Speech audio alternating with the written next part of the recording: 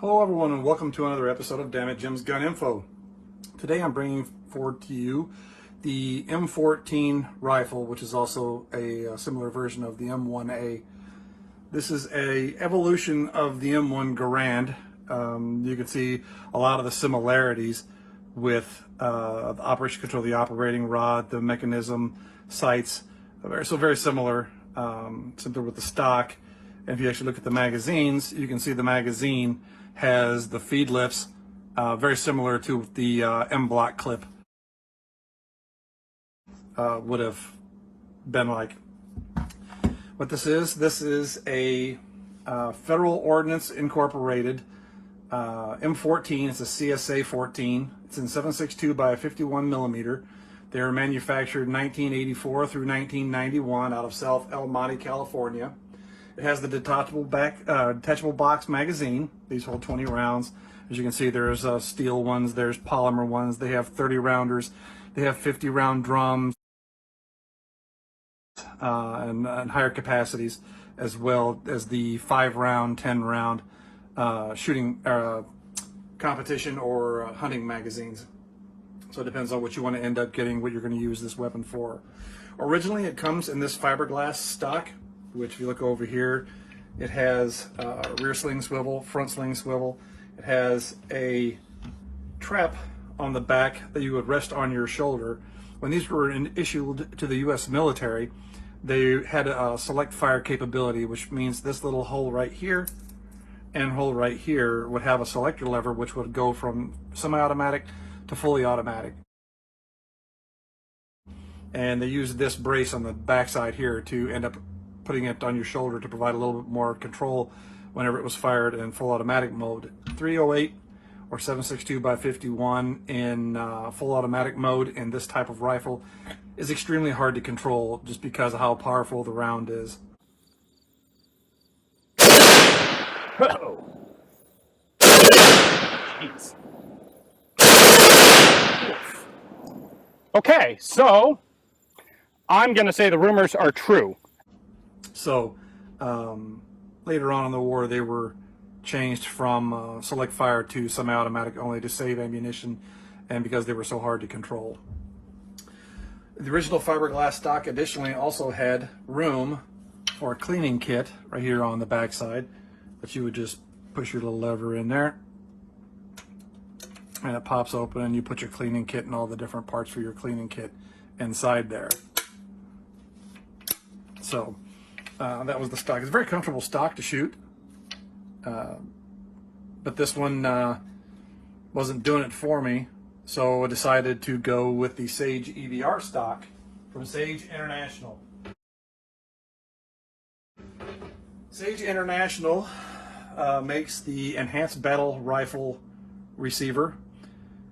What this does is it provides more options for you to use this rifle. The military jumped all over this type of stock once they were able to get their hands on it, because it allowed them to do a lot of different things with this rifle that they weren't able to do with the rifle in the standard configuration. So many times there would be a scope mount that you would mount onto the side here of the receiver.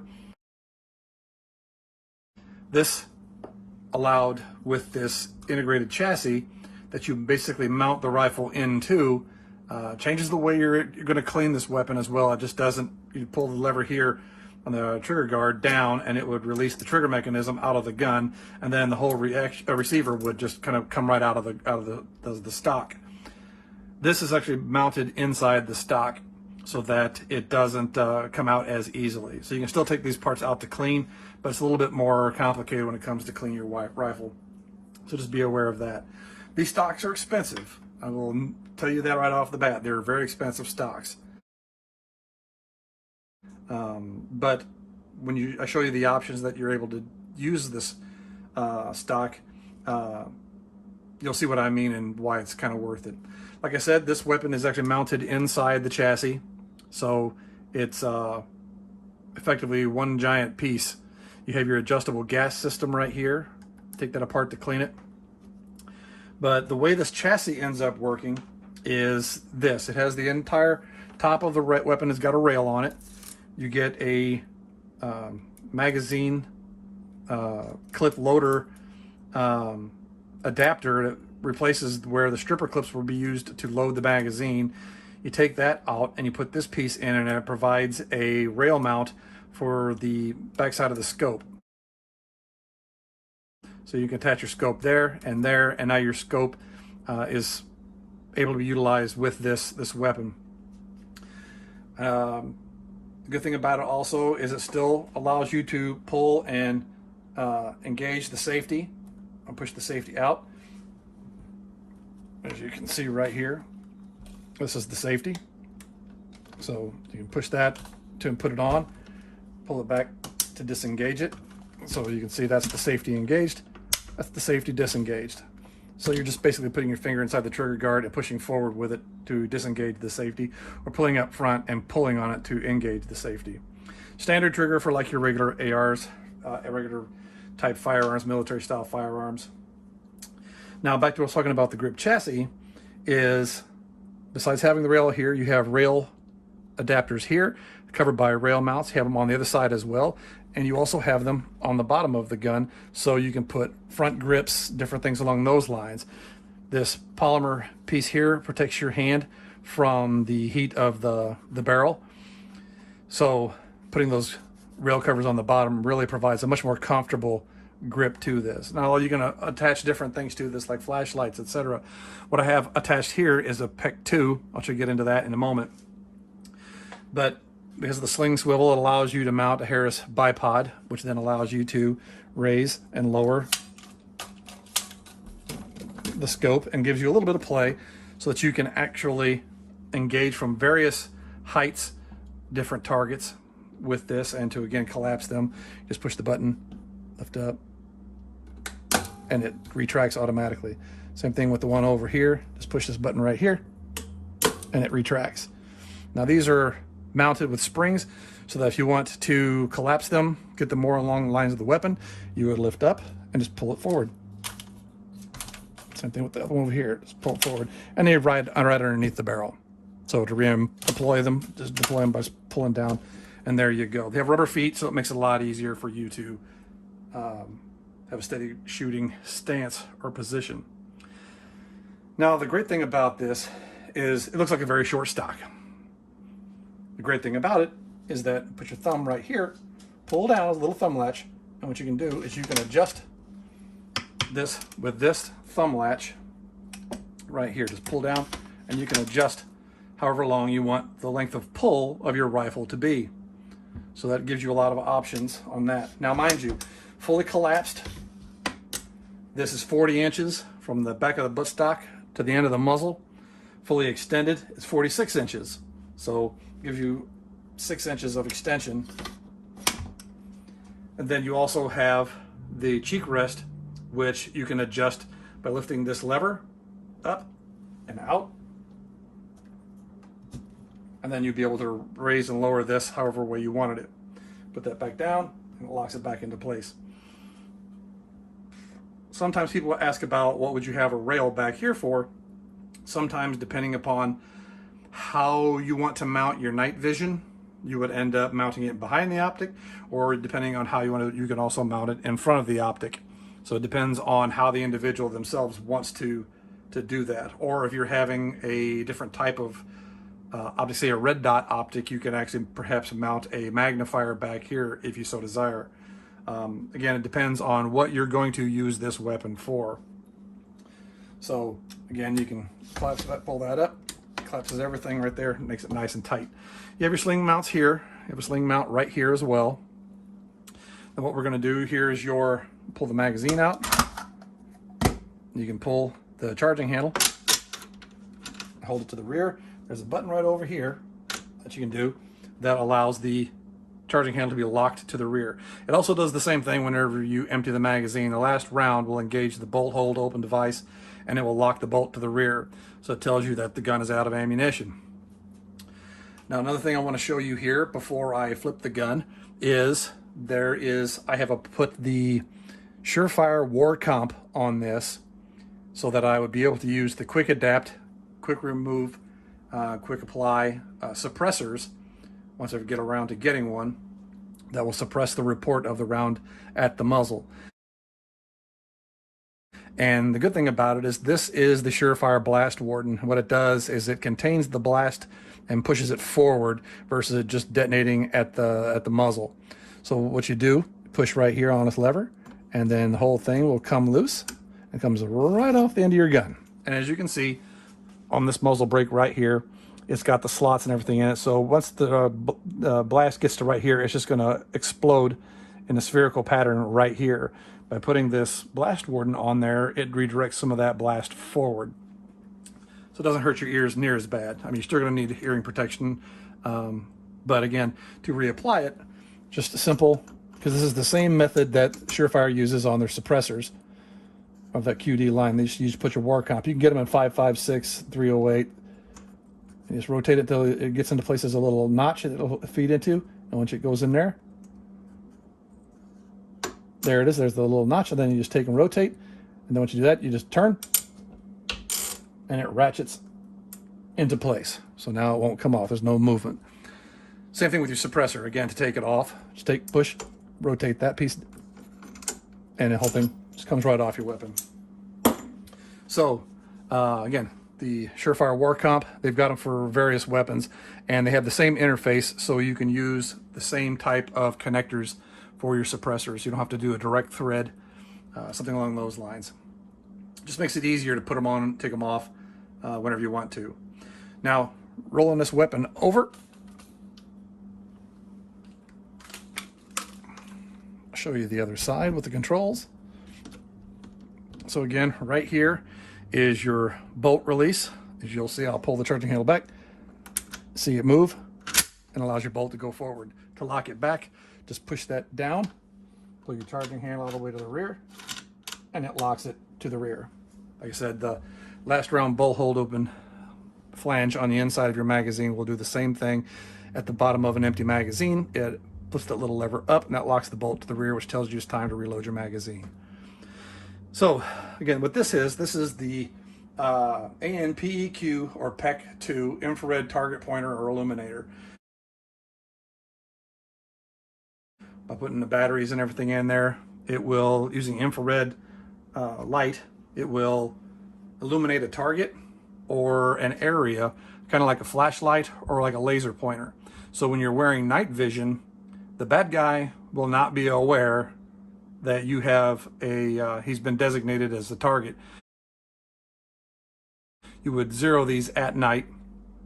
So you have your flood like a regular flashlight, and you're going to have a laser designator like a regular laser pointer that's going to put a beam. If you've ever played Call of Duty, you guys have probably seen those on the weapons at night. It puts that green beam at night on your bad guy or your target. I'll try to put a picture right here so that you can see what I'm talking about. Everybody got this guy? Roger. Yeah, I got him. This guy? Got him. Got him. This guy? Got him. Got him. Now, moving on to the scope. This is a Nikon Tactical 308 scope with external target turrets, which allows me to make my adjustments without having to take a cap off, make your adjustments, and then finally get everything done and then put the cap back on. This allows me to leave it wide open so I can see at any minute what the dope or the windage and elevation is going to be from a weapon. Once you get this zeroed, the good thing is that you can then take, with your Allen head wrench, loosen this screw and reset your target turrets to 0.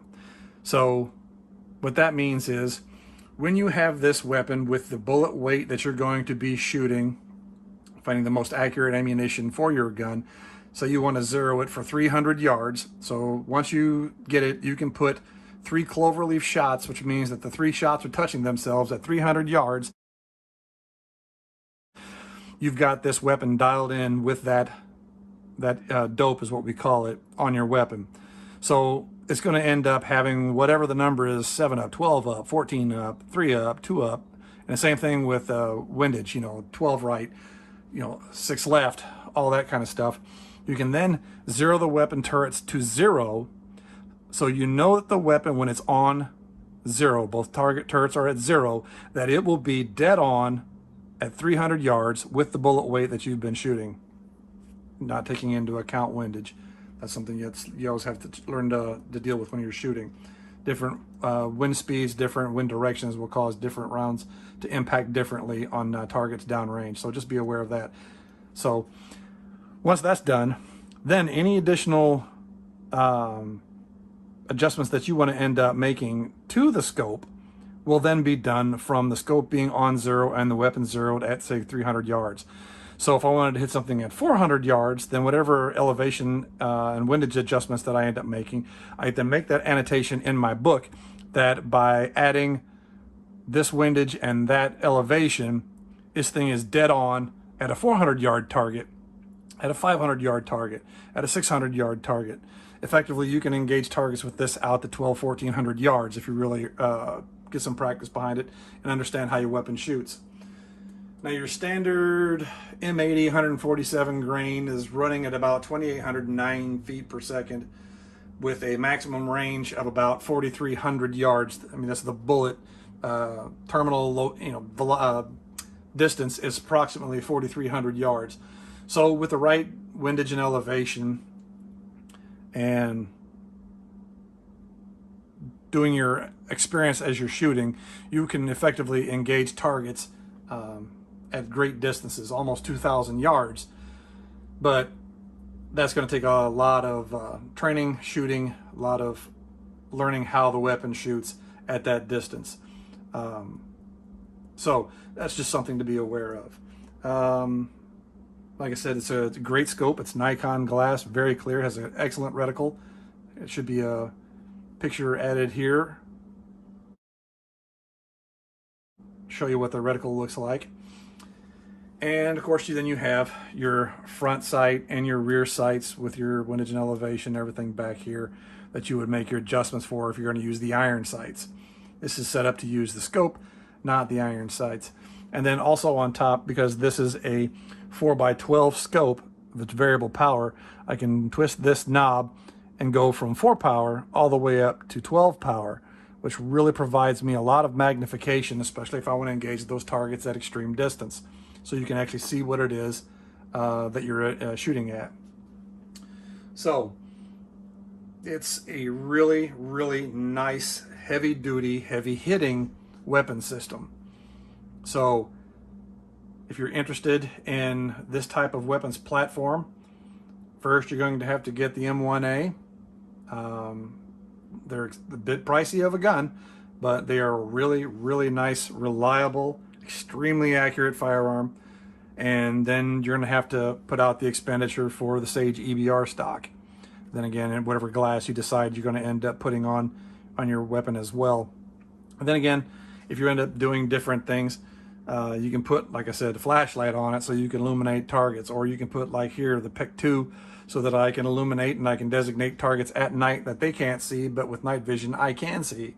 So it's a great advantage over your target being able to see at night whenever they can. It's one of the reasons why the U.S. military fights at night, is because we use a lot of night vision, so it provides us with a great advantage over our enemy.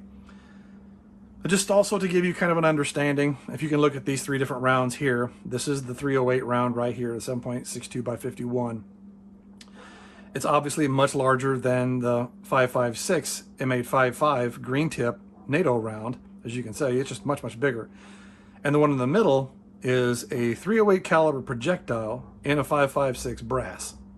So what they've done, this is 300 blackout. So AAC has created an intermediate cartridge by taking a 5.56 cartridge and necking it up to accept the 30 caliber projectile. So it's a great go-between between the two of these cartridges. The neat thing about this one is that both of these, because they're such fast-moving rounds, the report can be suppressed, but the crack of the round being fired going by somebody's ear can't be suppressed because the round is moving too fast. The neat thing about the 300 blackout is that the 300 blackout, you can go from a standard 140 145, 150 grain supersonic to a 200, 210 grain subsonic cartridge by just putting a heavier bullet weight in your 300 blackout. Using a regular 30 caliber suppressor, you can suppress the 300 blackout much better. It's a great go-between because it has that large projectile at relatively closer ranges for police sharpshooters, things along those lines. It really makes it easier to use a suppressed heavy caliber bullet to incapacitate a target if necessary, without alerting other bad guys or without the necessity for hearing protection. So again, this is the M14, the parent of the M1A. The weapon is an amazing firearm, and I highly recommend it. This one gives me a lot of options. You have a lot of different accessories you can get to put on these. So my recommendation is, if you can get your hands on one, go out and shoot it, enjoy it, have fun with it, become proficient with it, understand how it shoots at the different distances. It's a little bit heavier recoiling than your 5.56, but it has a nice feeling of power to it whenever you are engaging targets with it. You know, whenever you hit something at distance, it's going to fall down. So if you have any questions about this weapon system, please put it in the comments below. Please hit that subscribe button, and I'll answer any questions that I can. Again, thanks for watching this episode of Dammit Jim's Gun Info.